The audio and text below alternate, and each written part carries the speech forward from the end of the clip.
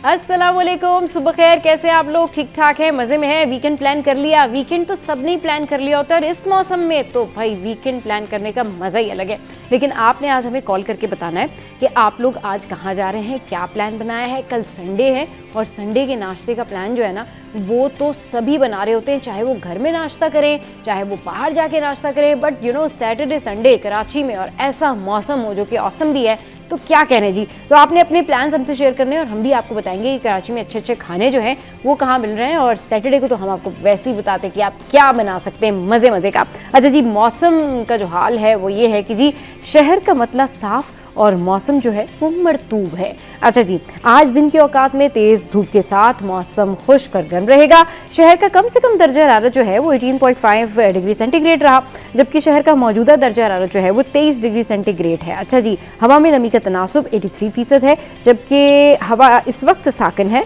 आज ज़्यादा से ज़्यादा दर्जा हरारत 30 से 32 डिग्री सेंटीग्रेड के दरमियान रहने का इम्कान है। अच्छा जी, ये तो हो गई मौसम की बात। अब कुछ कर लेते हैं कराची के स्टूडेंट्स की बात। कराची के स्टूडेंट्स के लिए भाई खबर ये है, और जितने भी एजुकेशन डिपार्टमैंट हैं उनके लिए खबर ये है कि कराची में मैट्रिक इम्तहानात के दौरान दफ़ा 144 नाफिज कर दी गई है।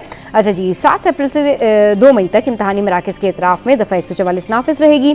कमिश्नर कराची ने पाबंदियों के जो अहकामात हैं वो जारी कर दिए हैं। इम्तहानी मराकज़ में गैर मुतल्लिका अफराद के दाखिले पर पाबंदी होगी। इम्तहानी मराकज़ से 200 गज़ के अंदर हर किस्म के इज्तिमात पर पाबंदी होगी। इम्तहानी मराकज़ के अंदर और बाहर मोबाइल फ़ोन के इस्तेमाल पर भी पाबंदी होगी। तो भाई ये जितने भी मैट्रिक के स्टूडेंट्स हैं, सबसे पहले तो सिटी 10 की जानिब से आप लोगों के लिए बहुत सारी बेस्ट विशेज़। और जिस तरीके से आप लोगों के बारे में, यानी एजुकेशन डिपार्टमेंट के बारे में, स्टूडेंट्स के बारे में सबसे ज़्यादा आपको सिटी 10 इन्फॉर्म करता है, तो वैसे ही हम आपके इस जो पेपर शुरू हो रहे हैं इसके लिए कहेंगे बहुत सारी बेस्ट विशेज़। अच्छे से पेपर दीजिए और पढ़ें लिखें और आगे बढ़ें। अच्छा जी, अब आगे बढ़ते हैं और बताते हैं आपको कि जी क्या है नेक्स्ट न्यूज़। नेक्स्ट न्यूज़ कुछ इस तरह से है कि कराची कॉन्ट्रैक्टर्स एसोसिएशन ने कहा है कि तेल की कीमतों में इजाफे से कराची में तरक्याती मंसूबे बंद होने का खतरा है। अब ये इस हवाले से जो है खबर कुछ इस तरह से है कि अभी जो खतरा पैदा हो गया है, इनकी लागत में 50% इजाफा किया जाए। गुज़िश्ता रोज़ फ्यूल की कीमतों में तारीखी इजाफे पर कराची कॉन्ट्रैक्टर्स एसोसिएशन ने का जो हंगामी इजलास था वो चेयरमैन नईम काज़मी की सदारत में हुआ, जिसमें चीफ सेक्रेटरी बल्दियात, special secretary technical local government और सेक्रेटरी वर्क्स एंड सर्विसेज जो है मेयर कराची समेत कराची के तमाम तरक्की इदारों और टाउन हुकूमतों से रुजू और खतूत अरसाल करने का फैसला किया गया। अच्छा, एसोसिएशन की जो सदर है रज़ा अली आबिद बढ़नी समेत दीगर ओहदेदारों ने इजलास में शिरकत की। आम इजलास था जिसमें ये ब्रेन बिल्डिंग की गई। अच्छा जी, अब कुछ बात कर लेते हैं। आपको बताते हैं कि कराची में वैसे तो बड़े सारे वाक़यात होते रहते हैं, लेकिन ये वाक़या हुआ है तारिक रोड पे। कराची का इलाका है तारिक रोड, जहाँ पर एक शॉपिंग मॉल जो है वो वाक़ है। वहाँ पर जो है एक वाक़या हुआ कि एक कार जो है वो ज़मीन में धंस गई। अब ये जो कार ज़मीन में धंस गई ना, इसकी ओवरऑल स्टोरी क्या है वो मैं आपके साथ में शेयर करती हूँ। हुआ कुछ यूँ कि पुलिस का इस हवाले से बताना है कि शॉपिंग मॉल के करीब कार ज़मीन में धंस गई, जिसमें एक खातून भी मौजूद थी। पुलिस हुक्काम के मुताबिक बरवक्त कार्रवाई करते हुए कार में बैठी खातून को बाहर निकाल लिया गया है। अब पुलिस का यही था कि जो गाड़ी थी वो कई फुट अंदर चली गई थी। तो ये देखिए, इस तरह के वाक़यात भी जो है ना वो कराची में होते रहते हैं। और ये आप देख सकते हैं, मतलब इस कार की हालत आप देख सकते हैं कि ये कार जो है कई फुट ज़मीन के अंदर चली गई। एंड ये मतलब हैरान कुन बात है कि ऐसा कैसे पॉसिबल था, या वहाँ कोई गड्ढा था, या वहाँ कोई गटर था। मतलब कराची की सड़कों के ये हालात है जो अभी हमने आपको दिखाए। अच्छा जी, मशरिक़ी वस्ता की जो सूरत हाल है, मशरिक़ी वस्ता की सूरत हाल SSTC पर भी असरअंदाज होने लगी है। भाई अब ऐसी कौन सा डिपार्टमेंट या शोबा रह गया जहाँ पर मशरिक़ी वस्ता की सूरत हाल जो है वो असरअंदाज नहीं हो रही है। कराची में गैस फरहामी के औकात खामोशी से तब्दील कर दिए गए। सार्फिन को 24 घंटे में से सिर्फ 11 घंटे गैस फराहम की जाएगी। तो वो ख़वातीन जो आजकल परेशान हैं और ये सोच रही है कि गैस क्यों नहीं आ रही, तो गैस इसलिए नहीं आ रही कि खामोशी के साथ गैस के जो औकातकार हैं वो तब्दील कर दिए गए हैं। अच्छा, सिर्फ 11 घंटे गैस फराहम की जाएगी। ज़राए के मुताबिक RLNG की सप्लाई ना होने की वजह से SSGC के सिस्टम में गैस की किल्लत है, जिसके बायस कराची में गैस फरहमी के औकात खामोशी से तब्दील कर दिए गए। 24 घंटे में से 13 घंटे गैस की फरहमी मुअत्तल रहेगी। मतलब ये खबर भी जी सुबह सुबह आप सुन लें, वीकेंड वाले दिन हमने आपको बता दिया कि क्या है मसला, आपके घर में गैस क्यों नहीं आ रही है। तो अब आप ये शेड्यूल जो हमने बताया ना, इसको नोट डाउन कर लें और फिर ये शेड्यूल आप अपने पास रख लें। फिर अगर इसमें कुछ चेंजेस होंगे तो हम डेफिनेटली आपके साथ में शेयर करेंगे। अच्छा जी, आज है सैटरडे और सैटरडे के दिन जो है ना, ज़रूर ब्रेक पे जाने से पहले मैं आपके साथ में एक रेमेडी शेयर करती हूँ कि अगर आप मेकअप कर रहे हैं और आप चाहते हैं कि मेकअप में आपका ग्लो आए, आपका चेहरा ग्लो करे, आपका चेहरा जो है वो शाइन करे और आपका मेकअप जो है वो बिल्कुल ऐसा लगे जैसे कि आपने हाईलाइट किया हुआ है, तो उसके लिए नेचुरल रेमेडी ये है कि जब भी आपने कहीं जाना हो तो अच्छे से फेस वॉश कीजिए, अच्छे से क्लिनजिंग कीजिए और उसके बाद जो कोकोनट ऑयल है वो मेकअप करने से आप 10 या 20 मिनट पहले लगा लें। अगर आपकी ऑयली स्किन नहीं है तो डेफिनेटली वो आपको बहुत ज़्यादा सूट करेगा। अगर ऑयली स्किन है तो फिर पहले ऐसा फेस वॉश यूज़ करें जो कि आपके ऑयल को कंट्रोल करे और उसके बाद फिर आपने बहुत कम क्वांटिटी में जो है वो कोकोनट ऑयल अपने फेस पे लगाना है। उसके बाद करना है मेकअप और फिर आपकी जो स्किन है उसके ऊपर ग्लो आएगा जैसे मायरा खान के चेहरे पर आता है। जी हाँ, चले जी, यहाँ पर वक्त है एक ब्रेक का। ब्रेक के बाद वापस आएंगे, फिर करेंगे ढेर सारी बातें।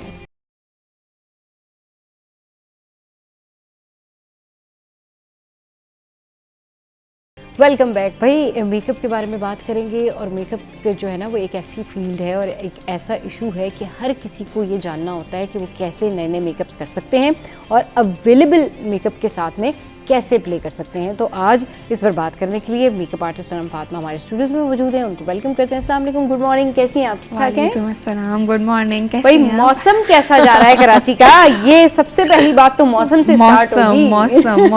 मौसम ने तो आजकल तबाही मचाई हुई है हाँ, भाई। बिल्कुल। लेकिन नहीं, अच्छा जा रहा है। अभी वेदर अच्छा था। वेदर अच्छा था और इस मौसम में ना आने जाने में भी बड़ा मजा आता है कि Yeah, चलो true, जी true, अगर true. कहीं जाना है तो फौरन से जाएं।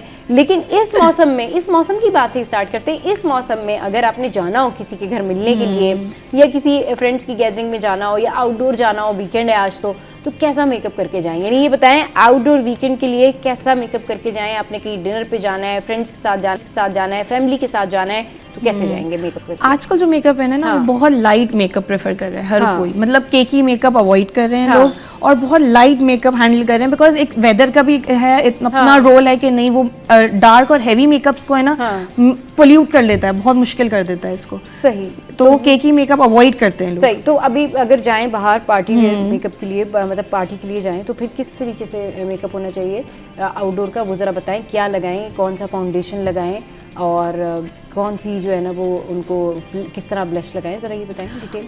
अच्छा, सबसे पहले ना, सबसे मेकअप का जो फर्स्ट प्रोसीजर होता है ना, वो CTM ज़रूरी है। अच्छा। ठीक है, फर्स्ट अपनी स्किन को क्लीन करें, उसको टोनिंग करें, मॉइस्चराइजिंग करें, देन उसके बाद सारा मेकअप का प्रोसीजर स्टार्ट करें।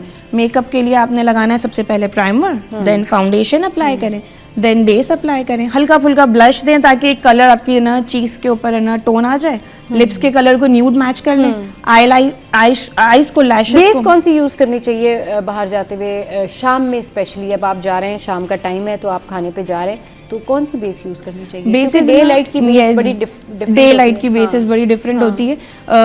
आजकल ब्रांड्स जो हैं इन वो मिसरत मिसबा हम यूज़ कर रहे होते हैं। Yes, it's good. मिस रोज अगर बजट में जाना है होगा तो बजट में जाना है तो मिस रोज ऑल्सो यूज़ कर लें, कोई मसला नहीं है। और टोनिंग जो है ना, सबसे पहले जो मॉइस्चराइजिंग करेंगे ना स्किन की, वो बहुत ज़रूरी है। जितना अच्छा आपकी स्किन मॉइस्चराइज और हाइड्रेटेड रहेगी ना, वो अच्छा रहेगा, वो अच्छा रहेगा। सही। तो अब जिस तरीके से बता रही है ना कि आपने लाइट बेस लगानी है और फिर लाइट बेस लगा के आपने जाना है आउटडोर या जैसे आप डिनर पे जा रहे हैं। अब समहाउ अगर आप जाना चाहते हैं रात में बाहर किसी भी जगह पर, शादी में, किसी खाने पे या किसी गेस्ट के यहाँ, तो उसका आप एक जैसा मेकअप कर सकते हैं। उसकी रीज़न ये होती है कि आप सिर्फ आई मेकअप चेंज कर लें और बाकी बेस जो आपको सूट करती है वो आप लगा सकते हैं। आईज तो आप उसको आईज को डिफरेंट दे दें, लिटिल सा है ना स्पार्कल ऐड कर दें, तो it will add little glitter on your eyes. Eyes को चेंज कर दें, हुडेड आईज हैं तो फिर ना उसको थोड़ा सा शैडो दे दें ऊपर से। तो वो ये होता है कि इट्स अप टू यू कि आपने अपने मेकअप को कहाँ कैसे एडजस्ट करना है। तो अगर आप चाहते हैं कि भैया आपने शादी में जाना है तो आप थोड़ी सी डार्क सा आई शेड कर लें, थोड़ा सा जो है वो लिपस्टिक का कलर चेंज कर लें। लेकिन अगर आप जा रहे हैं आउटडोर, अगर आप डिनर पे जा रहे हैं, फैमिली के साथ जा रहे हैं, तो बस फिर आप वन शेड लगा लें, थोड़ा सा मस्कारा कर लें या फिर आप जो है वो न्यूड सी हल्की सी लिपस्टिक लगा लें तो आप चले जाएं, तो वो बड़ा से सही रहेगा। पूरा मेकअप कर सकते हैं। जस्ट आईज के ऊपर हल्का सा वो लिप का कलर ऐड कर दें, ब्लश के लिए चीक्स पे लिप्स का कलर ऐड कर दें। यू कैन, मैं कहती हूँ बजटेड मेकअप आजकल हम कर सकते हैं, कोई मसला नहीं है भाई। एक लिपस्टिक के साथ भी जो है वो मेकअप किया जा सकता है। इस पर करेंगे बात एक छोटे से ब्रेक के बाद, हेडलाइंस ब्रेक है, फिर उसके बाद वापस आते हैं।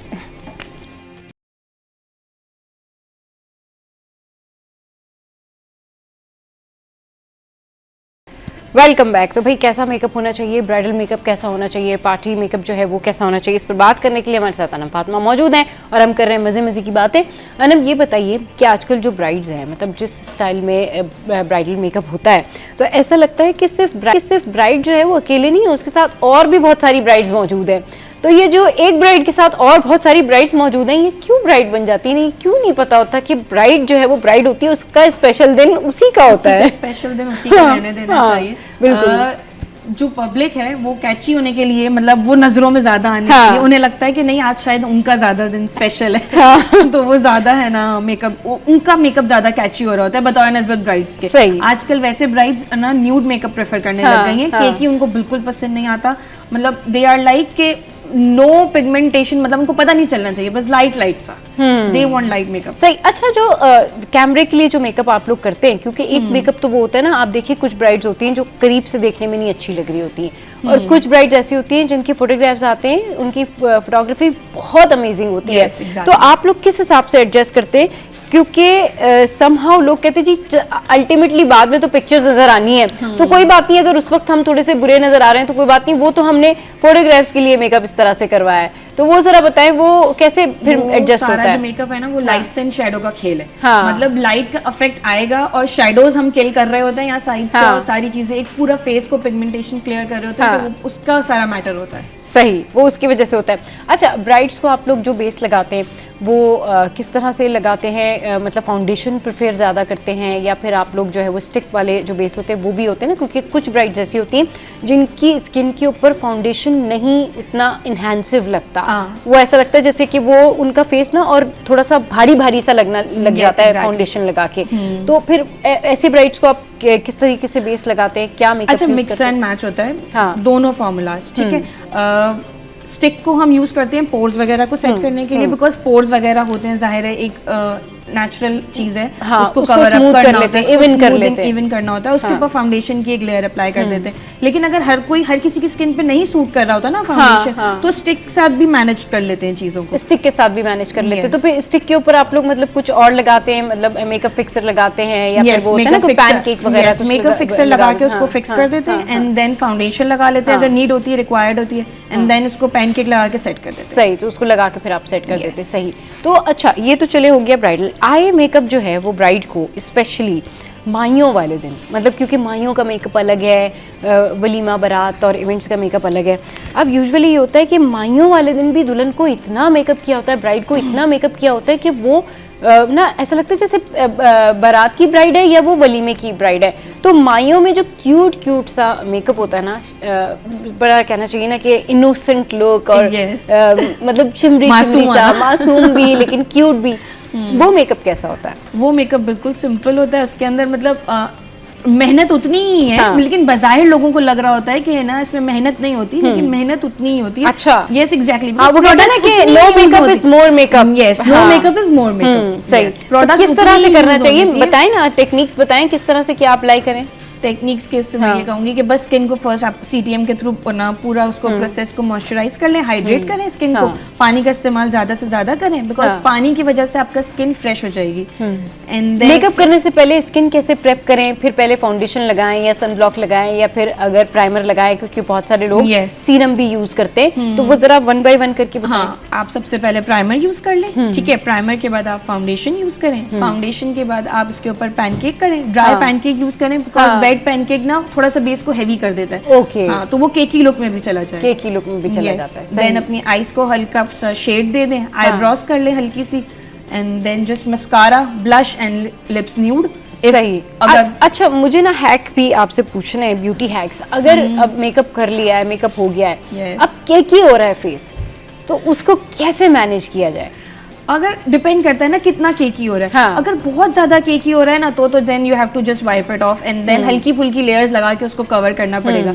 लेकिन अगर लाइट सा केकी हो रहा है तो उस पर अपना सेटिंग स्प्रे करें एंड देन उसको टैप करें, ब्लेंड के फॉर्म में ना जो स्पंज होता है उससे ब्लेंड करें, ना कि उसको रगड़ेंगे तो खराब हो जाएगा बेस आपका। अच्छा, मतलब वो आपने ऐसे करके टैप करके करना है वो, और उसी जो है ना फाउंडेशन से या उसी कहना चाहिए प्रोडक्ट से करें, या फिर आप फेस पाउडर से भी उसको कर सकते हैं? नहीं, फर्स्ट आपको लेयरिंग देनी पड़ेगी फाउंडेशन की, हल्की सी माइट फाउंडेशन की लेयरिंग देनी पड़ेगी, बिकॉज पोर्स ओपन है और डायरेक्ट उससे पैनकेक से नहीं खत्म होंगे। वो मतलब वो एडजस्ट नहीं होगा, वो अगर आप डायरेक्टली उसको पाउडर लगा के उसको टैप करेंगे ना, तो वो ऐसा लगेगा कि जैसे कहीं से इनहैंस हो जाएगा, मजीद ये फेस आपका जो है ना और मजीद इनहैंस करेगा। सही। चलिए जी, ये तो हो गई है मेकअप टिप्स, और मेकअप के बारे में हम कर रहे हैं ढेर सारी बातें।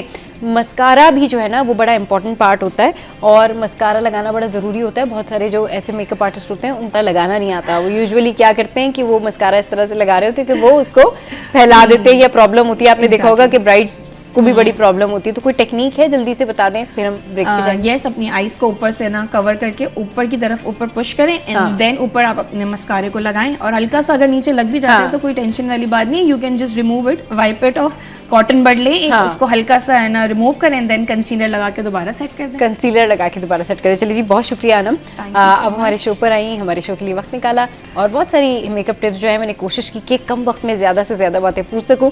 यहाँ पर वक्त एक ब्रेक का, ब्रेक के बाद वापस आएंगे तो फिर आपको बताएंगे कि भाई जो ज्वेलरी है वो कौन कौन सी नई नई ज्वेलरीज आई हुई हैं, और आजकल जो है जो न्यू ज्वेलरी ट्रेंड है वो कैसे इन है, और घर बैठे भी आप ज्वेलरी बना सकते हैं, मगर कैसे, ये जानने के लिए इस ब्रेक के बाद देखिए।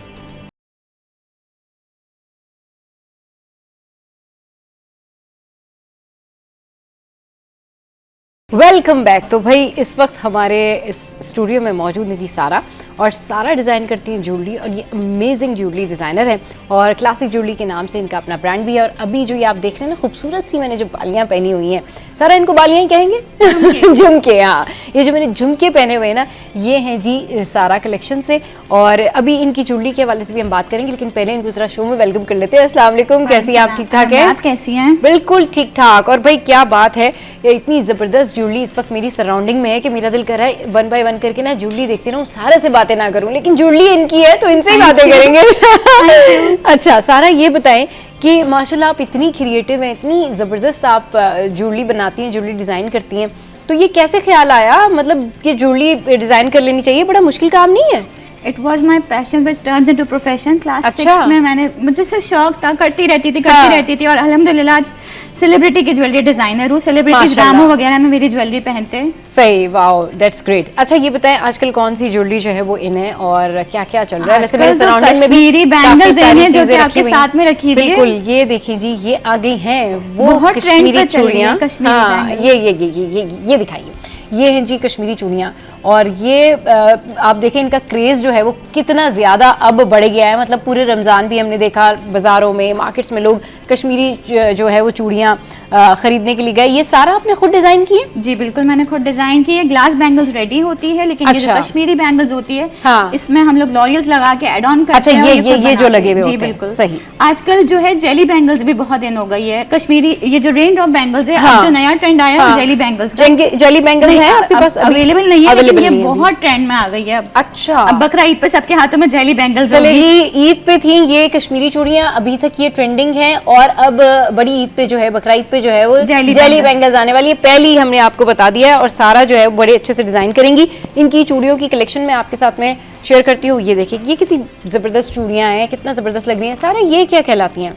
ये वेलवेट बैंगल्स है, साथ में गजरा बैंगल्स है। ये लास्ट टाइम बहुत ट्रेंडिंग पे थी, इस बार कश्मीरी आई है, लेकिन ये लास्ट टाइम बहुत ट्रेंडिंग पे थी, और हर किसी ने यही बैंगल्स पहनी थी। सही, चलिए जी। अच्छा, बैंगल्स भी बहुत सारी हैं, वो भी मैं वन बाय वन करके करती हूँ, लेकिन ये जो सेट रखा हुआ है, ये जरा इस सेट के बारे में बताइए। ये मुगल आर्ट का सेट है, और मेरी स्पेशलिटी है। अच्छा, क्योंकि हर कोई गोटा वर्क कर रहा होता है, तो मैंने कुछ बिल्कुल हट के लॉन्च किया। इसमें पीकॉक बना हुआ है, हाँ, और मेरा एक और मुगल आर्ट है, इसमें ये भी मुगल आर्ट कहलाता है। हाँ, अच्छा, ये सेट जरा दिखाएं। ये मुगल आर्ट का आप सेट कह रही हैं? जी बिल्कुल, इसमें देखिए पीकॉक बना हुआ है। ये बिल्कुल हैंड, वो जो वर्क होता है, हाँ, अड्डे का वर्क होता है, इस पे पहले ये बनता है पीकॉक, उसके बाद ये ज्वेलरी में डेवलप होता है। सही, चलिए जी, ये बड़ा जबरदस्त लग रहा है। और ये जो है ये क्या है? मांग टीका है। ये मांग टीका है। ये ऐसे लगेगा, ये चीज जरा ये दिखाइए, ऐसे लगेगा। ये चीज जरा सामने से ये दिखाएं। ये मांग टीका जो है ये ऐसे लगेगा, और ये जनाब मैं लगा के दिखाती हूँ आप लोगों को। ये कौन सा वाला टीका होता है? ये जो आप, ये ब्राइडल टीका है। अच्छा। और ये मेरी खुद की एक्सक्लूसिव लॉन्च है, और अल्हम्दुलिल्लाह माशाल्लाह सबने बहुत पसंद किया, सबने बहुत वो किया, अप्रिशिएट किया इसको। सही, और ये काफी चल रहा है। अच्छा जी, ये है शादियों bridal वगैरह टीका। में जो है इजीली हाँ। कैरी कर सकते हैं, यूनिक भी लगता है ये। शादियों वगैरह में भाई ये इजीली जो है वो आप कैरी कर सकते हैं। That's really great, that's really good. ये है जी ब्राइडल टीका, और ये आजकल बड़ा इन है। ये इतने ये जो है ना, ये इसका जो according to their own choice हो सकता है, यहाँ पे छोटा भी बन सकता है, बड़ा हाँ, भी बन सकता ये है, जो all इसका up to बंच you। सा बना हुआ है आगे हाँ। आगे, ठीक है बिकॉज जी। कस्टमाइज है ना, इसमें आप कुछ भी कर सकते हैं। सही, ऑर्डर पर आप बनवा सकते हैं ज्वेलरी, Classic Jewels के नाम से मेरा brand है। हाँ ठीक है ना। और उसके अलावा आप अपनी चॉइस के अकॉर्डिंगली ऑर्डर देके जो है ये बनवा सकते हैं। वो सेट जरा दिखाएं। मुगल सारा। आर्ट का ये सेट है हमारा। ये भाई मुगल आर्ट का सेट है, एंड यू शुड सी कि ये कितना ज़बरदस्त है ये सेट जो है ये। अच्छा, इसमें लिखा हुआ क्या है? Her king his queen, his queen. अच्छा जी, और फिर ये मुगल वाइब्स दे रहा है। किंग और क्वीन जो है वो दोनों यहाँ पर हैं। तो ये देखिए जी, ये है जी किंग और क्वीन बने हुए हैं, और एक पे लिखा हुआ है हर किंग, और फिर उस पे लिखा हुआ है क्वीन, और फिर जो इसके इयरिंग्स हैं उसके ऊपर भी किंग और क्वीन ही बने हुए हैं। ये बड़ा ज़बरदस्त इन्होंने कलर्स के साथ में प्ले किया है। इसमें ना ये टर्किश कलर का बहुत ज़्यादा इस्तेमाल है, ये बड़ा एनहांसिव हो जाता है। ये साड़ी पे आई गेस बहुत अच्छा लगेगा ना, साड़ी के लिहाज से बहुत अच्छा। अच्छा, आप हमें कुछ हैंडमेड ज्वेलरी भी बनाना सिखा रही हैं आज?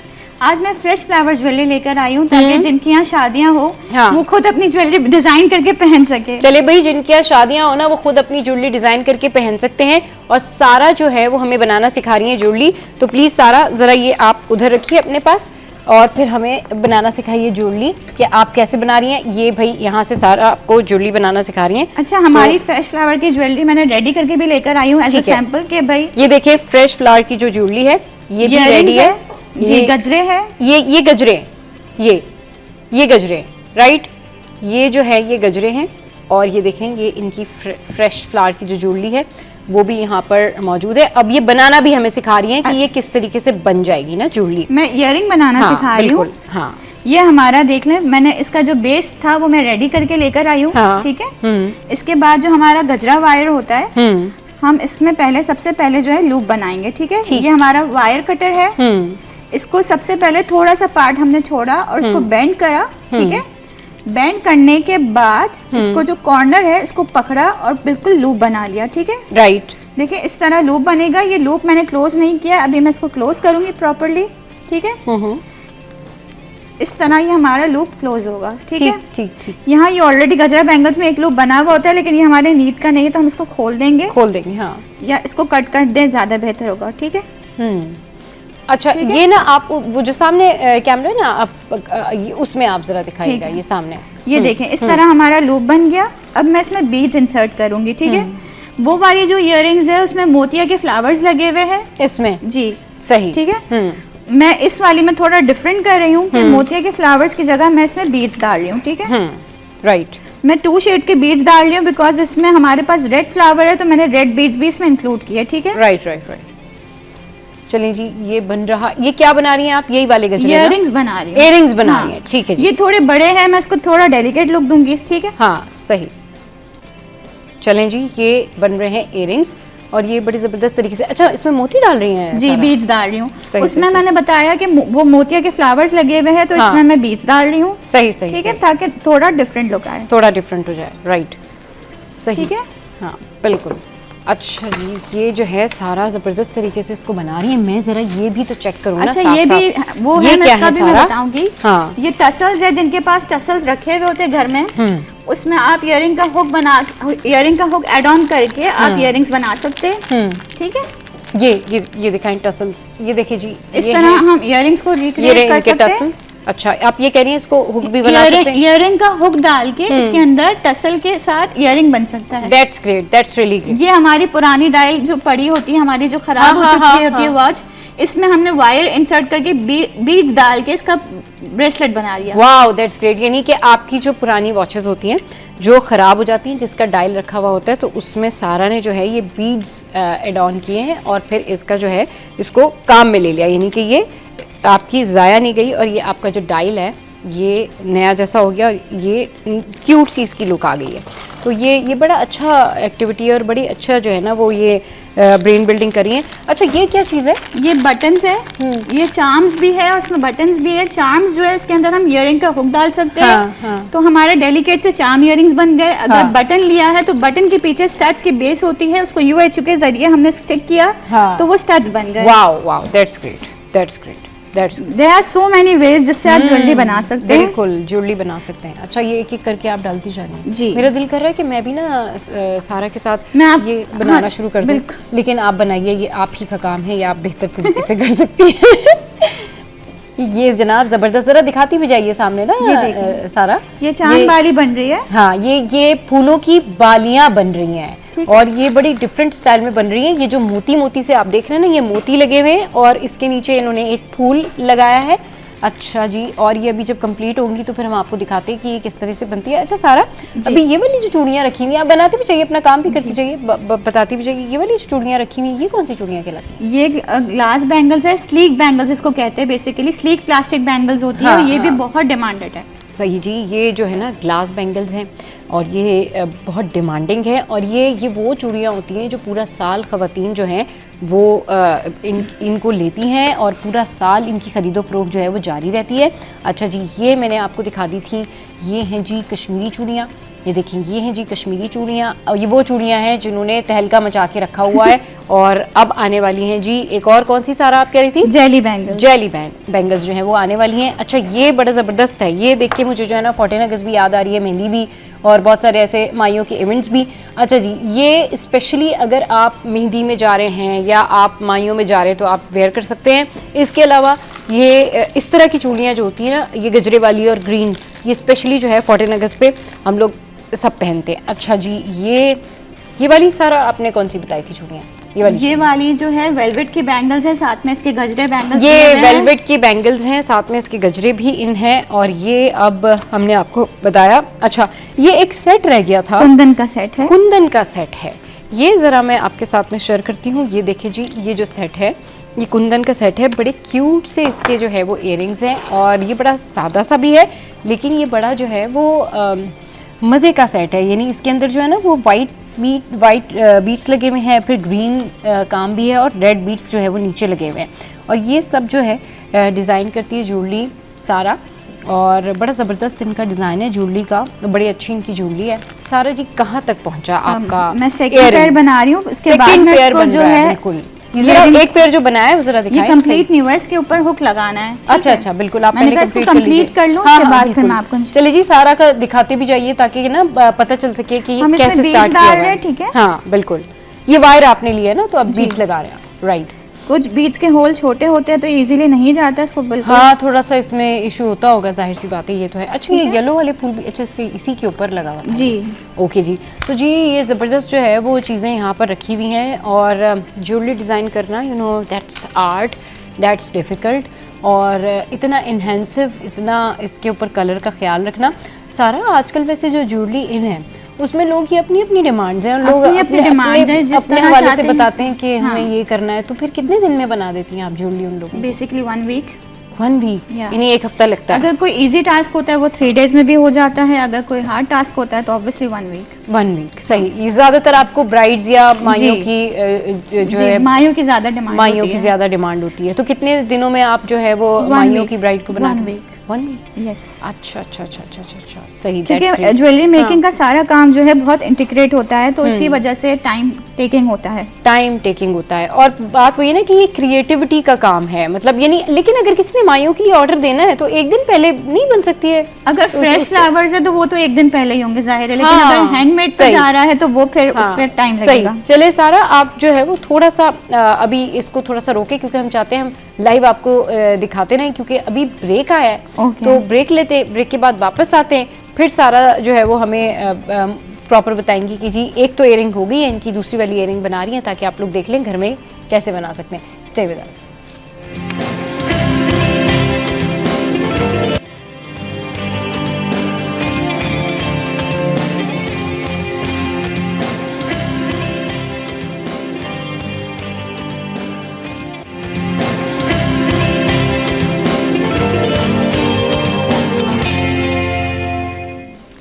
वेलकम बैक जी, वापस आ गए हम। और सारा की जो ज्वेलरी मेकिंग है वो कहाँ तक पहुंची देखते हैं। सारा अभी क्या कर रही हैं आप? अभी इसमें हमारा जो है इयरिंग का हुक फिक्स होगा। ठीक है। ये हमारी जंप रिंग है। सही, मैं दिखा देती हूँ, ये जंप रिंग है। ठीक है, जंप रिंग जरा दिखाएं। जंप रिंग ये है जी, जंप रिंग छोटी सी है, छोटी सी जंप रिंग है। ठीक है। इसको हम ओपन करेंगे पहले तो। ठीक है, इसको ओपन करा। ठीक है, इसके अंदर हमें दोनों वायर्स को फिक्स करना है पहले तो। जी जी, ठीक है। हाँ, और इयरिंग का हुक डाल देना है। इयरिंग का हुक डलेगा। ओह जी। ये वैसे ये इतना आसान काम भी नहीं है। जो लोग ये समझ रहे हैं कि ज्वेलरी मेकिंग बड़ा आसान है, इट्स नॉट इजी। ये आप देख सकते हैं कि किस तरीके से इतनी मेहनत लग रही है इसमें बनाने में। ओह वाव लाइए दिखाइए। ये देखिए जी, मैं दूसरा पैर भी अभी, हाँ बिल्कुल दूसरा पैर भी। ये देखिए जी, ये बैठे बैठे इन्होंने हमारे स्टूडियो में जो है ये इयरिंग डिज़ाइन किया है। अभी इसका जो दूसरा पेयर है वो भी हम आपके साथ में दिखाएंगे।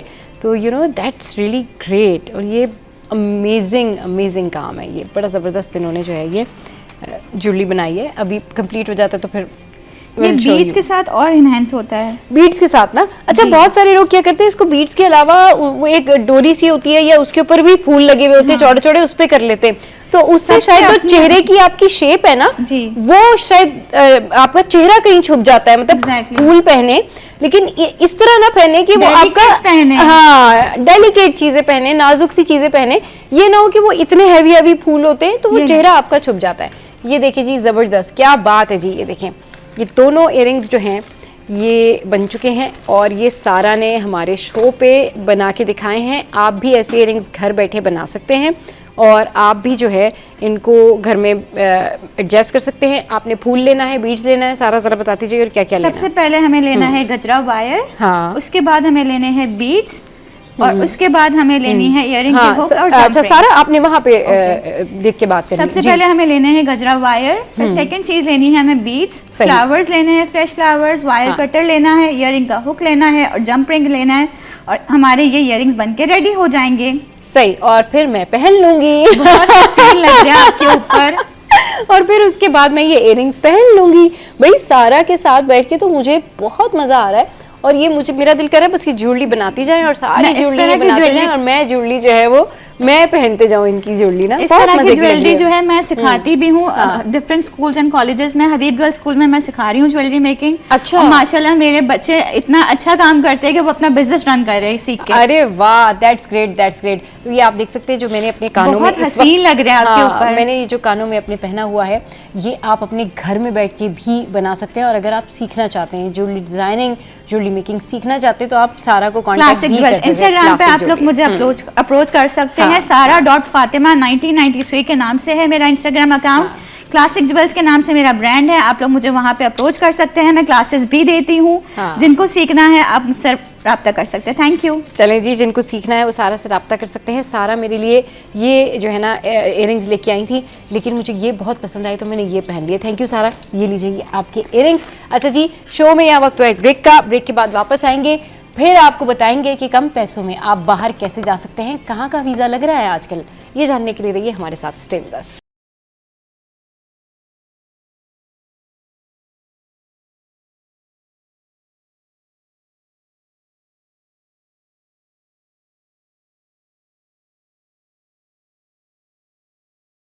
Welcome back. तो भाई अब बात करेंगे कि आप जो है वो आसानी से बाहर कैसे जा सकते हैं, कम से कम पैसों में बाहर कैसे जा सकते हैं, और फिर इसके अलावा कौन से ऐसे ममालिक हैं जो कि इस वक्त में वीज़ा दे रहे हैं और उन लोगों को दे रहे हैं जो स्टूडेंट्स हैं, जो जॉब सर्च कर रहे हैं, इसके अलावा जो फैमिलीज़ जाना चाहती हैं मुल्क से बाहर। इस पर बात करने के लिए शाज़िब भाई ने हमें ज्वाइन किया। अस्सलाम वालेकुम शाज़िब भाई, welcome to the show. Good morning, कैसे हैं आप? ठीक ठाक हैं? वालेकुम अस्सलाम। जी जी अल्हम्दुलिल्लाह बिल्कुल ठीक ठाक। अच्छा जी, कराची का मौसम बड़ा ज़बरदस्त है शाज़िब भाई, तो दो चार अल्फाज कराची के मौसम पर भी कह दें क्योंकि हर बंदा ही खुश है और ये है मौसम का असर।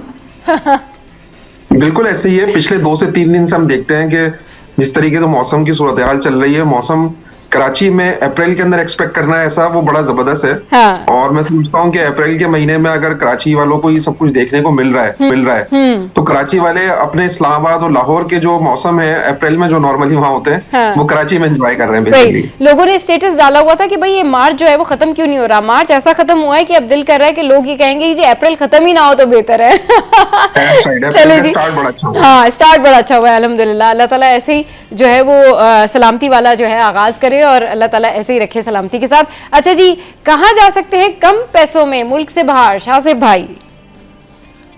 अच्छा साहब, आज हम डिस्कस कर रहे हैं आयरलैंड एक कंट्री है और ये यूनाइटेड किंगडम का एक कंट्री है, बड़ा जबरदस्त कंट्री है। और एक बड़ी इंटरेस्टिंग इसमें चीज ये है कि अक्सर लोग कहते हैं कि हमें यूरोप जाना है। हाँ। ठीक है, तो आयरलैंड इंग्लिश स्पीकिंग कंट्री भी और यूरोपियन कंट्री भी है। वरना ज्यादातर जो यूरोप के कंट्रीज हैं वो जाहिर अपनी लैंग्वेज को सपोर्ट करते हैं और वो इंग्लिश स्पीकिंग को सपोर्ट नहीं करते। लेकिन ये जो आप जब आयरलैंड को डिस्कस कर रहे हैं, ये इंग्लिश स्पीकिंग टॉप कंट्री है, टॉप डेस्टिनेशन है after Australia, Canada, UK, USA. तो आपको इस पे दो फ्लेवर्स देखने को मिलते हैं। और मैं समझता हूँ कि अभी जो हम ट्रेंड्स देख रहे हैं पिछले एक साल से, हाँ। इसका पाकिस्तानी स्टूडेंट्स के लिए बड़ा जबरदस्त इसका वीजा रेशो है। अच्छा। इसका वीजा रेशो, चूंकि अभी कुछ प्रॉब्लम्स आई थी ऑस्ट्रेलियन इमिग्रेशन के अंदर या ऑस्ट्रेलिया के स्टूडेंट वीजा के अंदर, और कनाडा में भी बड़ा जॉब्स का क्राइसिस हो गया था। हाँ। तो बहुत लोगों ने अपना जो टारगेटेड जो कंट्री बनाया वो बेसिकली आयरलैंड को बनाया। अच्छा। और हमें देखने को ही मिला कि जब उन्होंने वीजाज अप्लाई किए तो उनके वीजा रेशो बड़ा जबरदस्त, हाँ। उनको आउटकम्स अपने रिसीव हुए। क्योंकि मैं समझता हूँ कि इंग्लिश स्पीकिंग कंट्री में अगर आप जाते हैं, हाँ। और अगर आपको यूरोप का फ्लेवर भी लेना है तो आयरलैंड इज बेटर ऑप्शन। और अगर हम इसके थोड़ा सा अगर हम बजट की बात कर लें तो देखिए बात यह है कि जाहिर है जब इंग्लिश स्पीकिंग कंट्री है तो आपके डेस्टिनेशंस जो वर्क परमिट्स के लिए, आपकी इमिग्रेशन के लिए बड़े ओपन होते हैं आगे जाकर। तो इसमें जो टोटल एक्सपेंस आता है वो ऑलमोस्ट समझे 8 से 10,000 यूरो आपको फीस पे करनी होती है 8 से 10,000 यूरो। लेकिन स्टूडेंट्स के पास तो नहीं होते ना शाहज़ेब भाई। मेरा सवाल आपसे वही होता है। मैं तो ये चाहती हूँ कि जितने भी व्यूवर्स हैं ना, उनको आप ये बताएं कि कम पैसों में आसान तरीके से जो है वो कैसे जाया जा सकता है बाहर। आयरलैंड का ऑप्शन आपने बताया, ठीक है, लेकिन ये फिर अरेंज करना लोगों के लिए मुश्किल होता है, तो इसका कोई ऑल्टरनेटिव नहीं है? अच्छा, बिल्कुल ऐसे ही है। हाँ। हम इसके अरेंजमेंट्स में बात बिल्कुल कर सकते हैं, लेकिन आयरलैंड में जब हम बात करते हैं तो इसके जो मिनिमम जो हमारे ज़ाहिर कोर्सेज स्टार्ट होते हैं वो बैचलर्स प्रोग्राम हो, हाँ। या वो इवन डिप्लोमा प्रोग्राम्स हो, तो 8-10 हजार यूरो पाकिस्तानी 20-25 लाख रुपए बनते हैं। अच्छा, अब अगेन देखें, इसमें फीस की पेमेंट कोई भी कर सकता है, ये स्टूडेंट के पास नहीं होते।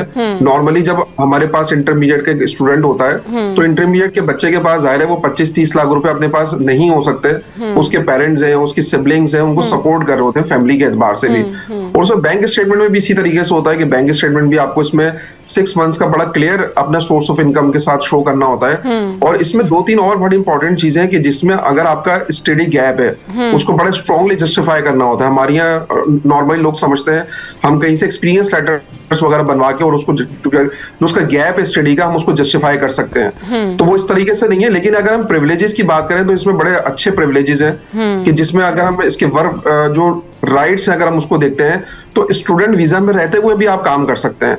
तो आपकी जो एक्सपेंसेस हैं, यानी कि जो जाने के बाद आपके एक्सपेंसेस स्टार्ट होते हैं, वो आप इजीली बेयर कर सकते हैं क्योंकि 20 आवर्स पर वीक उसमें अलाउड भी होते हैं। फिर आप जब स्टडी कंप्लीट करते हैं तो आपको पोस्ट स्टडी वर्क परमिट भी जो बिल्कुल देता है जो आयरलैंड 1 से 2 साल का।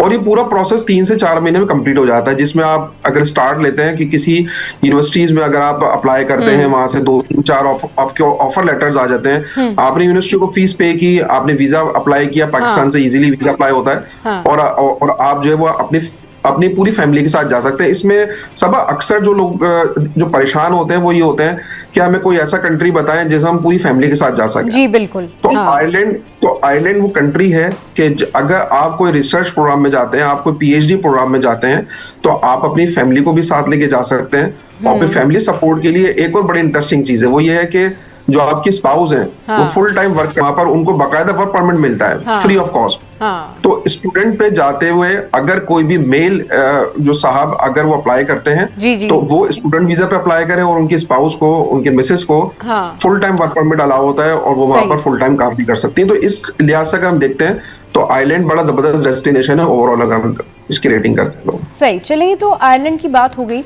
अच्छा शाहज़ेब भाई, और कौन सी ऐसी कंट्री है जहाँ पर स्टूडेंट्स जा सकते हैं, उनके लिए बेहतरीन अपॉर्चुनिटीज़ हैं? और मेरा सवाल फिर वही होता है हमारे स्टूडेंट्स के लिए कि कम से कम खर्चा, कम से कम जो है ना वो जहनी अजियत का सामना हो। अगर यहीं से जाएं और जॉब मिल जाए तो किस तरह से जो है ना उस का प्रोसेस होता है वीज़े का, आप स्टेप टू स्टेप बताएं कि अगर 9th क्लास में है कोई स्टूडेंट और वो जाना चाहता है तो वो कैसे अप्लाई करे, कौन सी कंट्री को अप्लाई करे, कितना खर्चा आ जाएगा, अगर इंटर में है तो वो क्या करे, या फिर प्रोफेशंस के लिए क्या रिक्वायरमेंट्स हैं। तो इसको ज़रा इस तरह से बताइए ताकि लोगों के लिए आसानी हो जाए, क्योंकि हम लोग जब इस बारे में बात करते हैं कि जी आप बहुत कम पैसों में जा सकते हैं, या आप जो है अगर आइल्स ना करें तो किस तरह से जा सकते हैं, या आप मुफ्त में भी जा सकते हैं, तो लोग समहाउ इसको समझते हैं कि नहीं ये तो ऐसे ही बात हो रही है, पता नहीं ये कोई शायद फेक बात हो रही है। बहुत सारे लोग कमेंट्स करते हैं नहीं जी ऐसे पॉसिबल नहीं है, ये तो ऐसे ही कह रहे हैं। तो ज़रा लोगों को बताएं कि नहीं भाई आप जा सकते हैं, कम से कम पैसों में जा सकते हैं,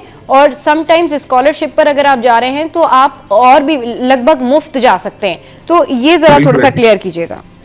जी अच्छा, पहले आपने क्लासेस की बात की, तो क्लासेस वाइज इसको जो है वो सेगमेंट कर लेते हैं हम। जी। कि 9 मैट्रिक की अगर हम बात करते हैं तो कम से कम भी मैट्रिक के बाद बाहर जाया जा सकता है। और देखिए पाकिस्तान का हमारे यहाँ कल्चर ये है कि 9 क्लास का बच्चा, जो जाहिर सी बात है आपको पता है 15 साल 16 साल का वो बच्चा होता है, तो उसको कोई भी पेरेंट्स ज़ाहिर बाहर अपने इंडिपेंडेंटली अलाउ नहीं करते। तो कम से कम भी अगर आपके पास मैट्रिक की एजुकेशन है तो आपके पास एक तो मैट्रिक से ऑप्शन स्टार्ट हो जाते हैं बाहर ममालिक जाने के लिए। अच्छा, अब आपका जो दूसरा सवाल ये है कि कम पैसों में, तो अगर हम मैट्रिक के बाद देखते हैं तो हमारे पास मल्टीपल ऑप्शंस अवेलेबल हैं, जिसमें सबसे जो ब्राइटन ऑप्शन है वो है मलेशिया का। मैट्रिक क्लास के बाद आपके पास बड़े जबरदस्त डिप्लोमास और मुख्तलिफ फाउंडेशन कोर्सेज के ऑप्शंस अवेलेबल होते हैं मलेशिया में। उसकी फीसिस भी कंपैरेटिवली कम होती है और मैट्रिक के बाद आप इजीली मूव भी हो सकते हैं पाकिस्तान से। तो एक तो मलेशिया का इसमें ऑप्शन अवेलेबल है कि 2 से 2.5 साल के डिप्लोमा कोर्स में या फाउंडेशन में एडमिशन ले आप, एंड देन उसके बाद आप बैचलर्स प्रोग्राम में चले जाएं। और एक और बड़ी इंटरेस्टिंग चीज जो आपने तीसरा सवाल किया आइल्स के हवाले से, तो इससे जो मतलब इस तरह के कोर्सेज होते हैं उसमें आइल्स की भी कोई रिक्वायरमेंट नॉर्मली तौर पे नहीं होती है। तो Malaysia is a better option कि उसमें आइल्स भी रिक्वायर्ड नहीं है, बहुत कम पैसों में जा भी सकते हैं और मैट्रिक के बाद भी जा सकते हैं। अच्छा, अब आपने कहा जॉब्स के हवाले से भी ना, कि उस ममालिक के अंदर जॉब्स की अपॉर्चुनिटीज भी हो और वो साथ साथ जॉब्स भी कर रहे हो। तो देखिए सब बहुत सारे स्टूडेंट वीजाज का जो ऑप्शंस होते हैं उसमें इंक्लूडिंग जो स्टूडेंट वीजा, वो वहां पर कुछ नंबर ऑफ आवर्स लीगली तौर पे अलाउ करते हैं या वहां पर जाके काम भी कर सकते हैं। तो बिल्कुल ये पॉसिबिलिटी है कि वहां जाके आप अपना अर्निंग करें और आपके जो लिविंग एक्सपेंसेस हैं आप उनको भी बेयर करें। अच्छा, आपका एक चौथा सवाल था स्कॉलरशिप्स के हवाले से, कि लोग अक्सर समझते हैं कि ये फेक है और इस तरीके से पॉसिबल नहीं है। तो वो भी मैं बिल्कुल उस पर रिस्पॉन्स कर देता हूँ कि स्कॉलरशिप्स बिल्कुल अवेलेबल हैं। बहुत सारे स्कॉलरशिप्स के ग्रुप्स बने हुए होते हैं। आप व्हाट्सएप के ग्रुप्स, आप फेसबुक के ग्रुप्स पे जाते हैं, आपको स्कॉलरशिप में मल्टीपल ग्रुप्स नजर आते हैं जो लीगल ग्रुप्स हैं। तो ये लीगल रिसोर्सेज हैं, ये ऐसा नहीं है कि कोई फेक बात कर रहा होता है आपसे। जो गवर्नमेंट सेक्टर के अंदर मैं चाहूंगा कि HEC का जो व्हाट्सएप का चैनल है या जो ग्रुप है आप वो ज्वाइन कर सकते हैं। HEC का अपना हायर एजुकेशन कमीशन, चूंकि बात ये है कि बहुत सारी कंट्रीज जो 100% स्कॉलरशिप देती हैं वो डायरेक्ट एसोसिएटेड होती हैं हमारे गवर्नमेंट के साथ। तो उसमें आपको मल्टीपल अपॉर्चुनिटीज मिलेंगी। मैं आपको बताता हूँ कि अगर आप सिर्फ लास्ट मंथ में HEC का पेज को अगर आप विजिट करें तो कम से कम भी कोई 8 से 10 कंट्रीज की स्कॉलरशिप्स आपको उसमें 100% स्कॉलरशिप नजर आएंगी। तो जो फेक की बात होती है कि ऐसी अपॉर्चुनिटी मिल नहीं सकती हैं, फेक हो सकता है, तो ऑस्ट्रेलिया यानी कि जो इवन इंग्लिश स्पीकिंग जो कंट्रीज है, वो ऑस्ट्रेलिया हो, कनाडा हो, अमेरिका हो, इन कंट्रीज की भी आपको 100% स्कॉलरशिप मिल सकती है। बस उसमें सही तरीकेकार क्या है कि आपको राइट रूट पता हो, जो कि हम इस चैनल से आपके तवज्जो से बता भी रहे हैं जो तमाम नाजरीन को, कि स्कॉलरशिप ऐसे पॉसिबल हैं। बहुत सारे रूट्स हैं, बहुत सारी वेबसाइट्स अवेलेबल हैं, लेकिन तमाम की तमाम लीगल और ऑफिशियल वेबसाइट्स के थ्रू अगर आप अप्लाई करते हैं तो मैं समझता हूं कि उसमें आपको 100% भी स्कॉलरशिप आपको मिल सकती है। ठीक है, 100% स्कॉलरशिप भी मिल सकती है। अच्छा, अब शाहज़ेब भाई, वो लोग जो कि प्रोफेशनल्स हैं, जिनके पास स्किल्स हैं लेकिन तालीम कम है, जैसे कि किसी को जो है ना वो कोई कपड़े का काम करता है, कोई टेलर है, या फिर कोई इस तरह के शोबे से वाबस्ता है जिसमें उसकी तालीम का इतना काम नहीं है, वो स्किलफुल है, लाइक अगर वो कोई कपड़े डिज़ाइन कर रहा है या फिर वो क्लोथिंग के बिजनेस में है, कर्टन के बिजनेस में है, समथिंग लाइक दैट, तो वो कैसे अप्लाई कर सकते हैं बाहर जाने के लिए? बिल्कुल ऐसे ही है।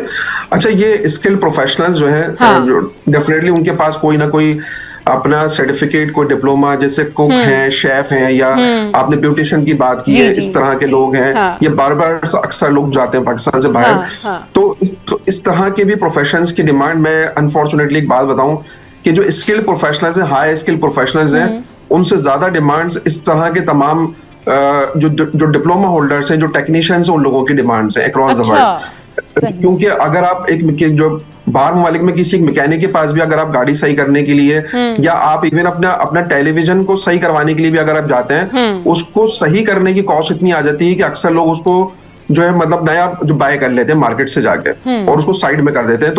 तो टेक्नीशियन की बड़ी वर्थ है वहां पर और अक्रॉस द वर्ल्ड तमाम जगहों पे ज्यादा है। अगर हम स्टार्ट लेते हैं मिडिल ईस्ट से, तो मिडिल ईस्ट में भी काफी जगहों पे, मलेशिया के अंदर इस तरह के सारे प्रोफेशन जो कि ब्लू कॉलर जॉब्स के अंदर आते हैं, बहुत सारी जॉब्स अवेलेबल हैं। और अगर आप इंग्लिश स्पीकिंग कंट्रीज की तरफ जाते हैं तो मैं समझता हूं कि इवन ऑस्ट्रेलिया, कनाडा और यूएस के अंदर भी इस तरह के लोगों की बड़ी डिमांड्स है। लेकिन उसमें फिर आपको कुछ हद तक आपको आइल्स की भी रिक्वायरमेंट आपको आती है कि आप अगर इंग्लिश स्पीकिंग अच्छी कर सकते हैं, आप इस कोर्स अच्छे ले सकते हैं आप अपने आइल्स के। तो इवन अगर आपने इस तरह के कोर्सेज भी किए हुए और अगर आप इन प्रोफेशन से ताल्लुक रखते हैं, तो मैं समझता हूं कि आप इस तरह के कंट्रीज को भी ऑलरेडी टारगेट। सही। अच्छा शासिब भाई, जिस तरीके से बता रहे हैं तो डिटेल में बता रहे हैं कि किस तरह से जो है वो अप्लाई किया जा सकता है, क्या प्रोसेस है। अच्छा चलिए जी, भाई ने हमारे शो के लिए अपना कीमती वक्त निकाला, आपका बहुत शुक्रिया। और जो लोग ये समझते हैं कि आइल्स के बगैर वो मुल्क से बाहर नहीं जा सकते, तो आप जा सकते हैं, लेकिन उसके लिए आपको प्रॉपर रूल्स और प्रोसेस जो है वो फॉलो करना पड़ेगा। इसके अलावा स्कॉलरशिप का एक तरीका है, और आयरलैंड के लिए जिस तरह से उन्होंने बताया कि जो प्रोसेस है वो आप जो है उसको ट्राई कर सकते हैं, वो कम पैसों में भी जो है वो आप आयरलैंड जा सकते हैं। आज के शो से फिलहाल इतना ही। आज का शो कैसा लगा ये बताइएगा हमारी सोशल साइट पर। हंसते रहिए, मुस्कुराते रहिए। Keep watching City at 10।